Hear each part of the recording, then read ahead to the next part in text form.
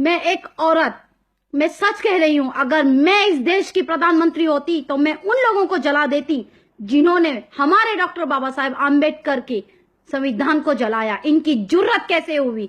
जितना हम चुप रहेंगे, जितना हम सहेंगे, उतना ये हमें दबाएंगे। आज बहुत हुआ भाइयों, सब भूल जाओ। ये भूल जाओ कि मैं मुसलमान हूं, ये भूल जाओ कि तुम बहुजन समाज से हो, ये भूल जाओ कि तुम हिंदू हो, ये भूल जाओ कि तुम क्रिश्चियन हो, ये भूल जाओ कि तुम सिख हो। याद रखो, संविधान, संविधान, पूरे देश से आवाज एक ही निकलनी चाहिए कि संविधान के कानून के साथ खिलवाड़ हुआ है। संविधान के जलाने वालों को जला के राख कर दिया जाए। और जब तक हम चुप नहीं बैठेंगे, हर गली, हर मोहल्ले और हर स्टेट से आवाज आनी चाहिए, हर सिटी से आवाज आनी चाहिए, हर गांव से आवाज आनी चाहिए कि डॉक्टर बाबा साहेब आम्बेडकर के संविधान से खिलवाड़ करने वाले को नहीं छोड़ेंगे।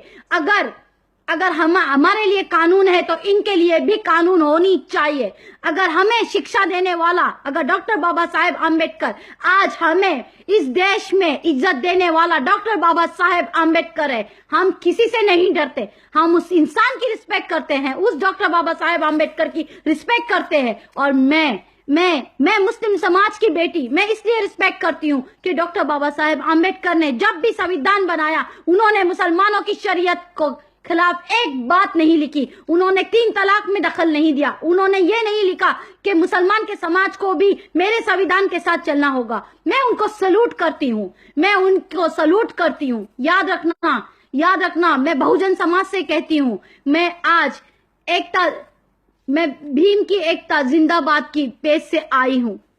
मैं आप सबसे रिक्वेस्ट करना चाहती हूँ कि एक हो जाओ। ये ना देखो, क्योंकि आज तुम्हें जो तकलीफ है वही तकलीफ मुसलमान समाज को है। ये लोग धीरे धीरे जब मुसलमान को सताना होता है, 25 करोड़ के साथ उनको गिरा के देखना होता है, तो ये बहुजन समाज को 100 करोड़ में मिला लेते हैं। इनकी चापलूसी देखो। आज हमें समझना होगा, आज सबको एक होकर आवाज उठानी होगी। ये मुट्ठी भर लोग, ये 3.5% के लोग, और ये हमें सिखाते हैं कि संविधान का कानून क्या है। ये चेंज करना चाहते हैं। किसी के मायके लाल में हिम्मत नहीं है संविधान के कानून को चेंज करके दिखाए। मैं मुसलमान समाज से दरख्वास्त करती हूँ कि अगर आज भी चुप रहे तो याद रखना, जिंदगी भर इसी ट्रिपल तलाक और हिंदू मुसलमान में रह जाओगे।